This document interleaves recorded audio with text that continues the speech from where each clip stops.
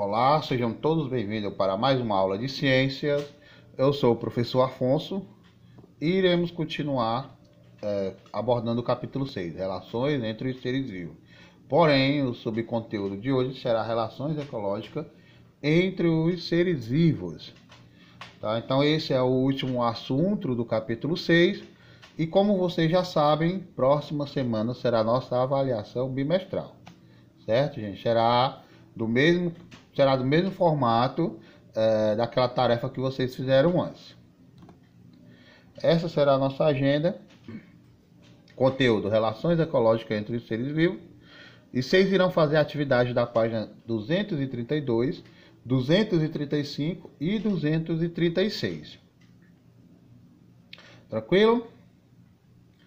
Bom, mas antes disso, iremos fazer a correção da atividade da página 127 e 128, tá? Como vocês bem sabem, na aula anterior a gente conversou sobre a teia alimentares, né? E também sobre o desequilíbrio nas cadeias de teias alimentares, né? Então a gente viu que as teias alimentares nada mais é do que um aglomerado de cadeias alimentares, ou seja, são aqueles seres vivos que participam de mais do que uma cadeia alimentar, né, gente? E percebemos também que o desequilíbrio nas cadeias de teias alimentares se dá muitas vezes em razão da ação do homem, né? A partir do momento em que o homem ele interfere no habitat natural de um determinado tipo de espécie, causando um desequilíbrio na cadeia ou teia alimentar daquele habitat, né? E também a introdução de outras espécies, né? de habitats diferentes. Também isso ocorre um desequilíbrio quando espécies diferentes são postos em habitats, né? Diferentes, tá bom, gente? Então vamos lá para a primeira questão. Ele diz o seguinte, ó: as cadeias de teias alimentares também ocorrem no ambiente aquático. Observe a cadeia alimentar aquática, né? Então aqui está dando um exemplo de uma cadeia alimentar aquática que temos a lontra, né, como consumidor, temos o dourado também como consumidor, o lambari, fitoplâncton, né, que são e alguns fungos e bactérias, tá? O fitoplâncton nesse caso, pessoal, eles são consumidores primários.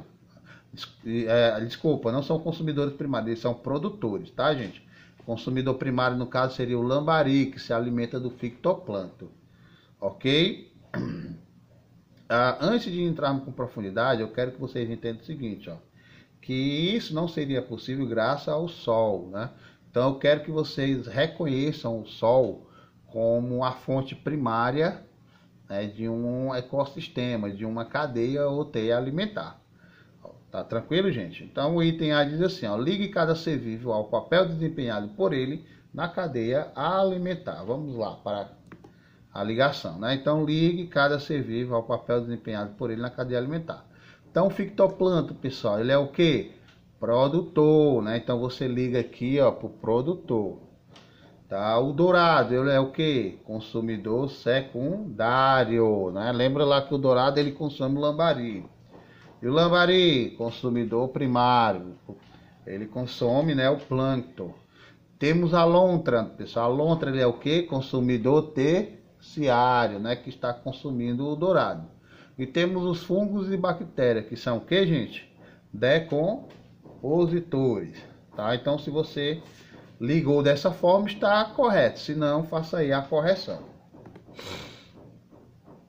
Pessoal, qual é a importância do fitoplâncton nesta cadeia alimentar? Tá? Então, qual é a importância do fitoplâncton? O objetivo dessa questão, pessoal, é que vocês reflitam sobre a importância dos produtores na cadeia alimentar.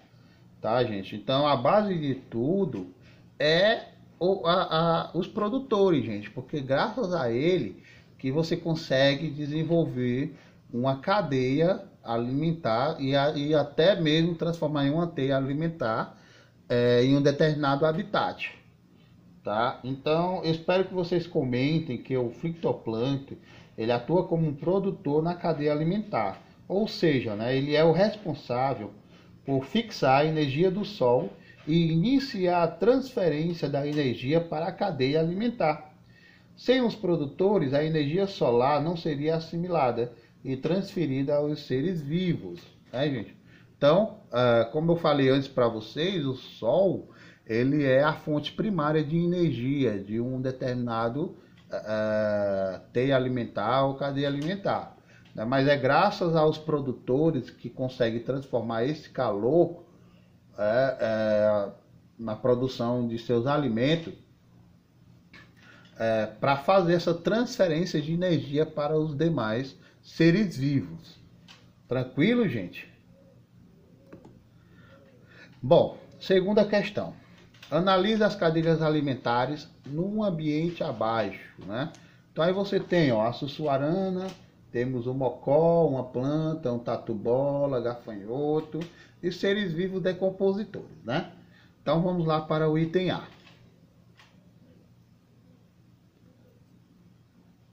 Só reforçando, gente, aí são animais que são bem comuns, né? Da caatinga. E a caatinga fica em que região? Fica localizado em que região, né, do nosso Brasil? Fica aqui no Nordeste, né? Por isso que esses animais são tão comuns para nós, né? Inclusive também a vegetação, né? Então estão já familiarizados com esse tipo de imagem, né? Esse tipo de cena. Bom, vamos lá para o item A. Ele diz assim: identifique no esquema acima as duas cadeias alimentares representadas abaixo e complete corretamente o esquema, né? Então, a gente viu ali que antes do gafanhoto, pessoal, né? Aqui a gente vai ter, ó, os consumidores primários ou os produtores e vai se desenvolver entre os consumidores primários, secundários, terciários e assim por diante, tá bom? Então, um produtor aqui para o gafanhoto ser o consumidor primário, né? No caso, seria quem? Seria a planta, né? E quem é que consome o gafanhoto? O tatu-bola, certo? Nesse caso aqui é o tatu-bola. Como a gente vê na representação aqui, como a gente vê na representação, ó, é o tatu-bola que se alimenta do gafanhoto, tá, gente? E quem se alimenta do tatu-bola? A sussuarana. Bom, aí na outra você já tem na outra cadeia alimentar você já tem a planta como produtora, né? Porém o gafanhoto já foi. A gente tem uma outra representação que é o mocó, tá vendo? A planta, o mocó, tá? Outra cadeia alimentar. E quem se alimenta do mocó? A sussuarana, né, gente? Tranquilo, né? Bom, tem B. Escreva o nome do ser vivo a que se refere cada uma das afirmativas, de acordo com as cadeias alimentares representadas. Então vamos lá, né, gente? Aí tá pedindo para você escrever o nome, né, do ser vivo que se refere nas afirmações. Por exemplo, a primeira afirmação de cima, ó. Alimenta-se de inseto e serve de alimento para a sussuarana. Quem é? Tatu-bola, né? O outro, ocupa tanto a posição de consumidor secundário como de consumidor terciário. Quem é? Sussuarana. Né? A sussuarana ele seria o consumidor secundário. No caso, se fosse alimentado de tatu-bola. Desculpa, terciário se fosse alimentado de tatu-bola. E secundário se fosse se alimentar do mocó. O outro, pessoal, não se alimenta de nenhum outro ser vivo. Quem é que não se alimenta? Os produtores, né? No caso ali da ilustração, a planta. C, essa vocês sabem, né? Qual é o componente do ambiente que atua como fonte primária de energia em ambas as cadeias? Quem é a fonte primária, pessoal, de energia é o Sol, né? O Sol é a fonte primária de energia. E item D, para encerrar, converse com o colega sobre o que aconteceria com as cadeias alimentares representadas na ausência de luz solar. E aí, gente? Pessoal, ó, mais uma vez, a gente tem que saudar o Sol, né? Porque o Sol a gente tem que ter a consciência de que ele é extremamente importante para a cadeia alimentar. Ok? Então, vocês deveriam fazer o seguinte, vocês deveriam colocar que sem o sol, as plantas elas não teriam como fazer a produção do seu alimento, né? Não teria como fazer a fotossíntese. E com isso, gente, ela iria afetar toda a cadeia alimentar. Tá? Então, alterando a cadeia alimentar, a gente não iria ter uma transferência de energia, pessoal.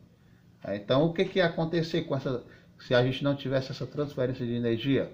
Os animais iriam morrer e com isso não seria possível vida na Terra. Então, é graças ao Sol, que é a nossa fonte de energia primária, que conseguimos movimentar toda essa cadeia e teias alimentares. Tranquilo, gente? Tranquilo mesmo? Vamos para frente, né? Se quiser analisar, essa seria a resposta, né? Então vamos lá.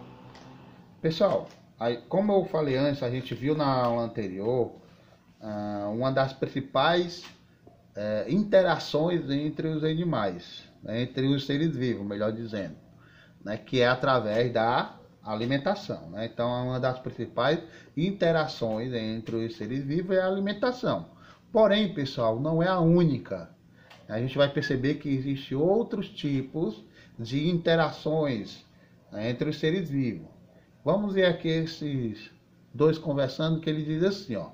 Então, quer dizer que os seres vivos interagem um com os outros apenas por meio da alimentação? Ótimo, estou com fome e preciso interagir com o sanduíche, né? Ele faz até uma brincadeira. É engraçadinho. Os seres vivos não podem se relacionar um com os outros. Os seres vivos podem se relacionar, né, melhor dizendo, desculpa aí, um com os outros de diferente maneira, não apenas pela alimentação, né? Então, a gente vai ver, pessoal, que além das relações alimentares, os seres vivos, pessoal, eles podem interagir um com os outros, por exemplo, para obter território, abrigo, proteção, ou também para se reproduzir, né? Então, essas relações são chamadas ecológicas, né? Essas relações chamadas ecológicas, elas podem ocorrer entre seres vivos de uma mesma espécie ou entre seres vivos de diferentes espécies, que é o que a gente vai analisar agora, né? Então, perceba, gente, que não é somente através da alimentação que os seres vivos se interagem. Então, vamos conhecer alguns outros, ó. Temos, por exemplo, a sociedade. Sim, pessoal, os seres vivos eles também têm sociedade. Na sociedade, pessoal, os seres vivos de uma mesma espécie trabalham de maneira cooperativa para o benefício de todos. Nesse tipo de relação, pode haver a divisão de tarefa entre os integrantes da sociedade. Nas colmeias, por exemplo, existem as abelhas, que são responsáveis por cuidar dos ovos. Outras que protegem a colmeia e as que trabalham na produção de mel. Aí também podemos citar as formigas, né? Formigas também são um outro exemplo de sociedade. Tranquilo, pessoal? Então aí você observa aí do lado abelhas trabalhando, né, na produção de mel. E também algumas outras tendo cuidados com as larvas, né? O desenvolvimento das larvas. Tá? Então perceba que em uma sociedade de seres vivos, não só nós, seres humanos, vivemos em sociedade. Alguns animais também. Então isso é um tipo de interação, pessoal. A interação ecológica. Tranquilo, gente? Vamos para frente, né? Tem uma outra interação que é a competição, tá, gente? A competição, ela pode ocorrer entre indivíduos de uma mesma espécie e também pode ocorrer entre indivíduos de espécies diferentes, tá bom? Então, os seres vivos que estão envolvidos, eles podem competir, por exemplo, por alimento, por abrigo, por território, né? Então, no caso de indivíduos da mesma espécie, ocorre também a competição por parceiros para a reprodução, tá, gente? Então, de modo geral, a competição ela resulta em prejuízo para todos os envolvidos na relação. Isso porque até o que vence a competição, ele pode sair machucado ou desgastado com essa interação, né, gente? Então, alguns animais eles podem sim ter óbito, né? Vir a morrer por conta da competição, né? Por conta dos envolvidos, né? Competirem por território, por abrigo ou por parceiro, tá, gente? Eu lembro de uma determinada situação em que teve uma competição, não por parceiro, mas por alimento, né? Que foi, no caso, uma leoa e um jacaré. Né? Que aí, no caso, a leoa, ela quebrou a mandíbula dela. Né? Então, com o tempo, ela acabou morrendo. Por quê? Porque ela não tinha como mais se alimentar. Né? Ela saiu vitoriosa, né? Ela venceu o jacaré, porém ela saiu com a mandíbula quebrada, né? E com isso ela veio a óbito, né, gente? Tem uma questão que eu quero que vocês respondam, analisem. Você acha que as plantas competem uma com as outras? E aí, responda aí na sua cabecinha agora. O que é que você me diz? Compete ou não compete? Pessoal, compete, tá? Então, qual é o objetivo dessa questão? É que vocês reflitam sobre os recursos utilizados pelas plantas e as interações que elas estabelecem uma com as outras, né? Então, eu espero que vocês tenham comentado que sim, que as plantas elas podem sim competir por acesso, por exemplo, à luz, à água, a espaço, né? Então, esses exemplos são causas que dão de competição entre as plantas. Por que você acha que numa floresta determinadas espécies crescem mais do que outras? Porque elas têm mais acesso à água, elas têm mais acesso à luz solar, né? E com isso ela consegue se expandir mais, ela é mais forte, tá, gente? Então, nesse caso aí, algumas plantas sim, elas competem sim uma com as outras. Bom, pessoal, tem outro tipo de interação que é a predação. O que é a predação? A predação em geral ela ocorre entre os indivíduos de espécies diferentes, tá, gente? Então, nesse tipo de interação, um indivíduo que é chamado de predador, ele alimenta-se de outro ser vivo, que é chamado de presa. Então, assim, o predador ele é beneficiado com a energia e os nutrientes. E a presa ela é prejudicada. Por quê, pessoal? Porque ela pode, inclusive, morrer. Professor, se ela é presa, é lógico que ela vai morrer. Não, nem em todos os casos. Por exemplo, aí, ó, você tem a leoa, que ela está carregando a sua presa. Então, nesse tipo de predação, pessoal, um dos seres envolvidos, ele foi morto. Né? No caso aí, a presa seria um veado, né? Enfim. O outro exemplo, você vê um panda, que está se alimentando de bambu. Então perceba que nesse tipo de predação, pessoal, o animal ele consome apenas as partes da planta. Por isso, geralmente, ela não morre, né? Então perceba que a predação ela nem sempre envolve vida e morte, né? Em alguns casos, não. Tá, gente? Tranquilo? Então essa é a predação.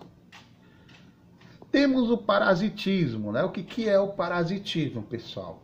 Ele ocorre entre indivíduos de espécies diferentes. Nesse caso de relação, né? Um indivíduo chamado de parasita, ele é beneficiado e obtém energia e nutrientes de outros envolvidos. Mas o ser vivo parasitado, ele é prejudicado.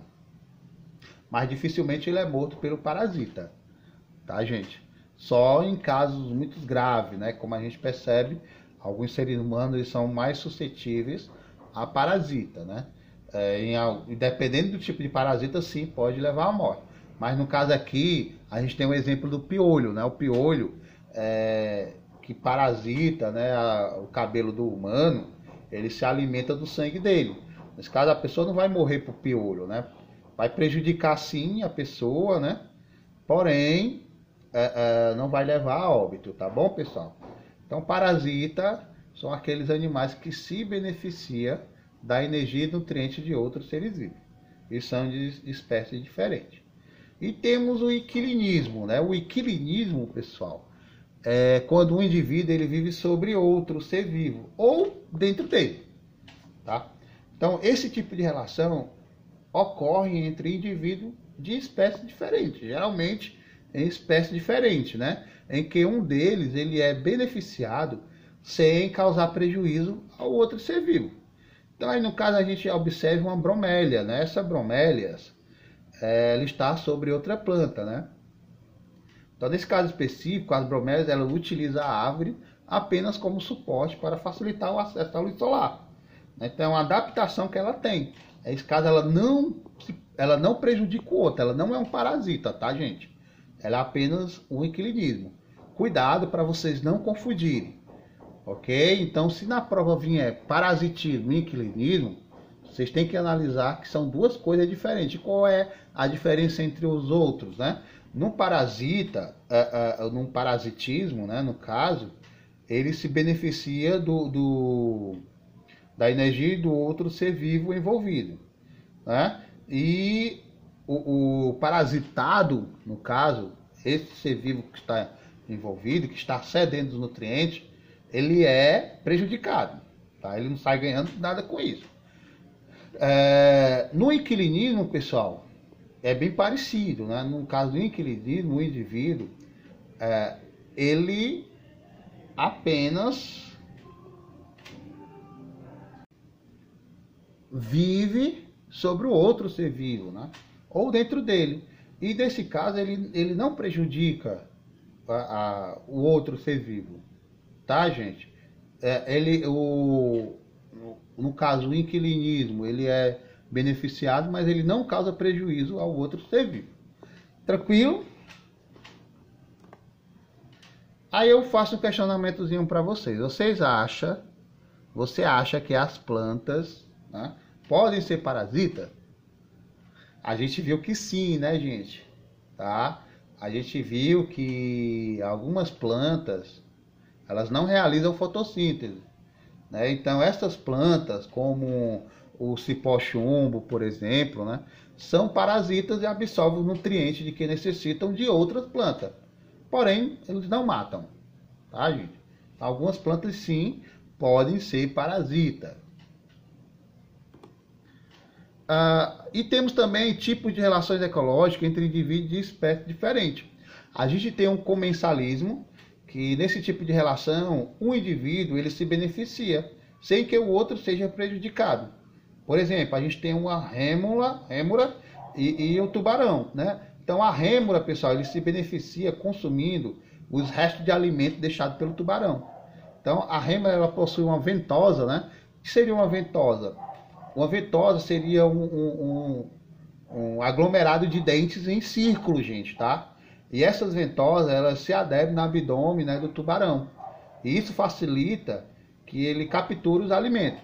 Tá? Então as ventosas, elas exploram o tubarão. O tubarão ele não é beneficiado, né? Porém, as rêmoras, né, elas não prejudicam o tubarão, tá bom? Tem o mutualismo, né? Então nesse caso de relação, ambos os indivíduos eles se beneficiam, né? E um depende do outro, né? Então a gente tem, por exemplo, o cupim e seres microscópicos, né? Então no interior do sistema digestório do cupim vivem alguns protozoários que são capazes de digerir a celulose da madeira. E em troca, esses protozoários eles recebem um local adequado para sobreviver e utilizam a celulose da madeira como fonte de energia e nutrientes, tá, gente? Então no mutualismo ambos se beneficiam, tá? E um depende do outro. Já na protocooperação não, pessoal, tá? Nesse tipo de relação ambos os indivíduos, né, eles se beneficiam, mas não dependem obrigatoriamente um do outro, né?